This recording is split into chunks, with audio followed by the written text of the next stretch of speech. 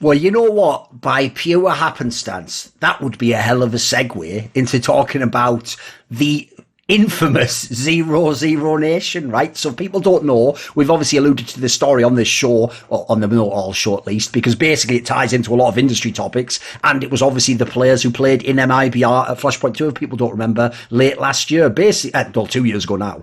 Basically, this was the team, if people remember, that after that Flashpoint performance, most people were pretty hyped. Like, they were looking fucking good. They could have won the tournament. Like, they were way better than you'd expect. Obviously, VSM, etc., got unbanned. Like, everything was looking up for this squad. But the problem was they weren't able to come to an agreement with negotiating with MIBR. The team initially just sat out. Some of them bought themselves out or were released eventually. And if people don't know the story, it took something like about 8 or 9 months, but eventually they found an org. Remember, they had initially claimed to have an org or a plan to get an org. It just didn't manifest. They got the org. It turned out it was 0-0 Nation, which was some sort of company, like somehow working with Nordavind or something. I still can't quite remember what the setup is, like how it was done. But anyway, they made this team. Unfortunately, the team competitively was doing very, very poorly, which is why the whole 0-0 thing did sort of meme backfire in their face a lot of times. And then even worse, and this is actually ties back into the topic earlier, basically the players in the end sort of fucked themselves over, because in the case of someone like TRK, for example, I mean, this is someone I heard was buying himself out from the MIBR deal.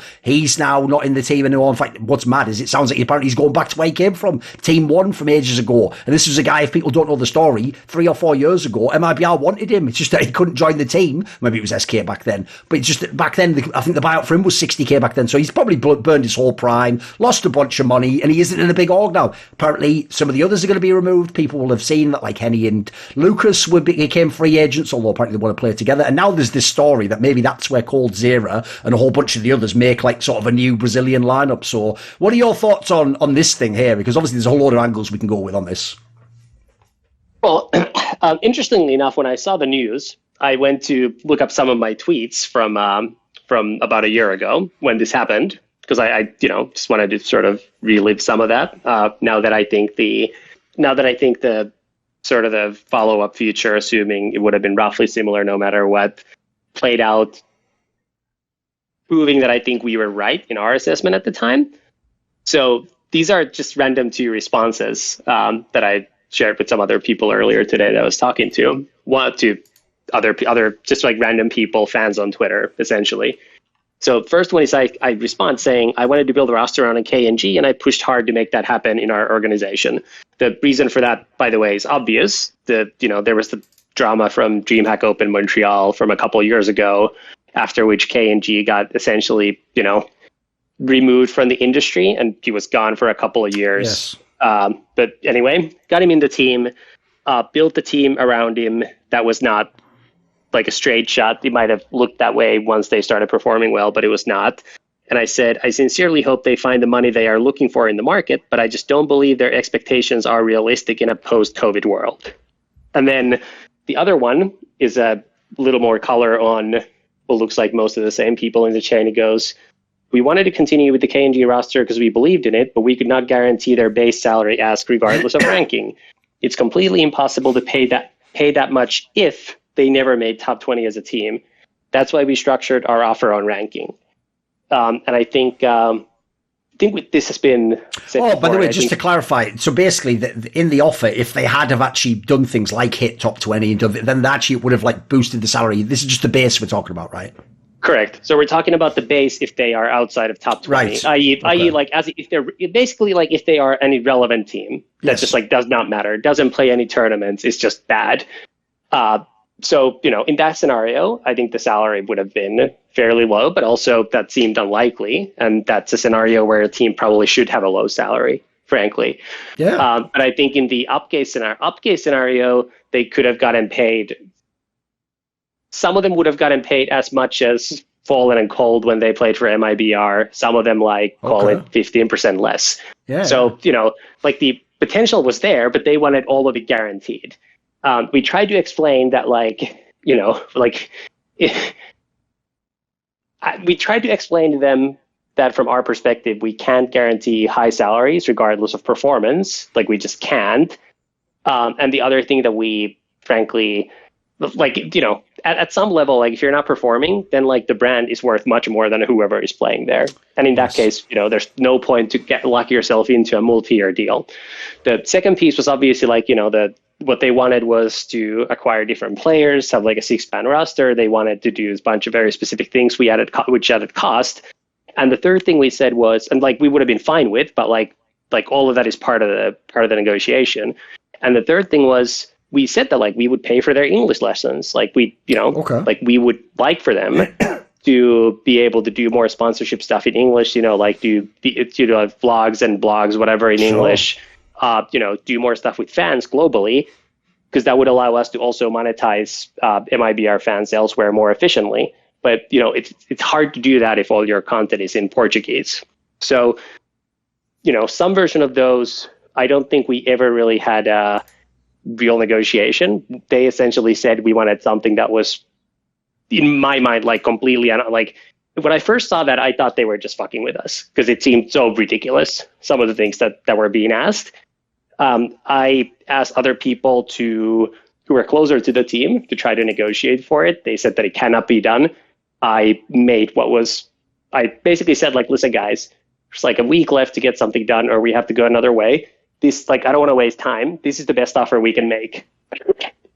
So if you want to play here, this is the best offer. Like, if there's like something here that needs tweaking, let's talk about it. But like, it won't be radically different from this. And then it just blew up. And I think the general consensus from the community was a lot of, we're the worst people on the planet and we killed Brazilian Counter-Strike. I will say, though, like, the worst thing about this whole team aspect as well is, like, I can totally understand where the angle was, we'll build a team around KNG. He actually had both aspects. One, he was a really good player at the time. And then two, he has a name which, listen, sure, it's a bit infamous, but it's very well known. You can market that guy. I think the other angle these players were really deluded on is once you go past KNG, where the fuck are the rest of the names? Like, remember, Fallen and Cold Zero can suck dick at the game. I can still market them as people. Like, they might listen, they'll never be worth the money because at this point in time, like, the industry isn't monetized properly. But, like, at least I can get extra, like, implied value out of them as players, whether they succeed or not. If someone like Leo or VS, like, these are barely known outside Brazil. Like, they don't have a massive iconic status. I think players, there's another angle, by the way, we could probably put the player topic to bed on. Players have got to stop thinking in 2022 that the amount of salary they get paid is directly related to how good they are at Counter-Strike. It isn't like that. Like, it's like my joke on By the Numbers, mate, was, in a way, Cloud9 could have done the best thing ever for esports by publishing the official salary amounts, because if everyone did it, it would make the industry awesome. The joke is, because they did it and no one followed suit, they did the worst thing for esports, because now every pro player goes, wait a minute, I'm better than Esatag, so I should be on fit. It's like, no, that's not how it works, mate. You don't just get 60k because you're better than Esatag. That's not the industry. There's not even any mechanism by which that would work. It's literally a non sequitur. If you know the industry, it means nothing. I think a lot of them believe that still, though, dude.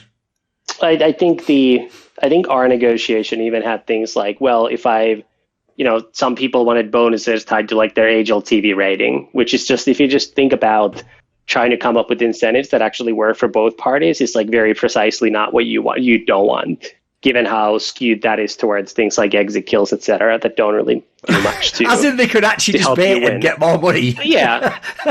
So okay. I mean, if you're in a 1v5 and you're about to lose and you're down a lot, like, it would actually be better for you to just bait for 3 kills than even try to win the round. Basically, I think Jim might be on this contract purpose. I think he might actually be on this contract in Virtus Pro. Like, if you look at the way he plays.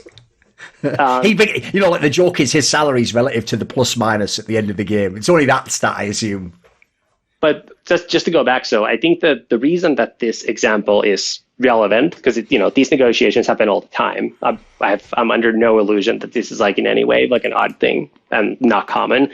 I think the reason that this is like an interesting data point now is because it's one of the rare times that it's so obvious, like the players so obviously failed in doing what they did.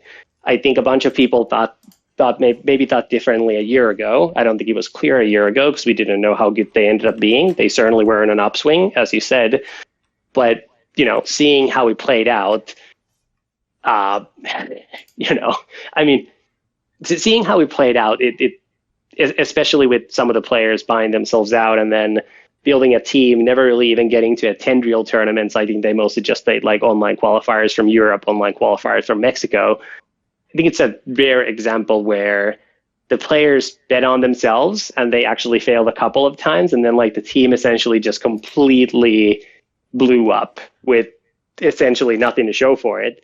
And look, I hope that that can be a lesson to some other people. I think like you said, I don't think people give a lot of credit for orgs for anything. I think anything that goes wrong, people will talk and complain about as if it's the end of the world. But then, nobody spends a lot of time talking about the things that make people's lives better. So hopefully that is a helpful data point to some people who are younger in the industry. And hopefully that also helps a little in just sort of resetting expectations in some negotiations. Because, I recognize that the way most people negotiate is sort of, I bid something very low, you ask for something very high, and then we meet in the middle. But I just think that's a waste of time for all parties.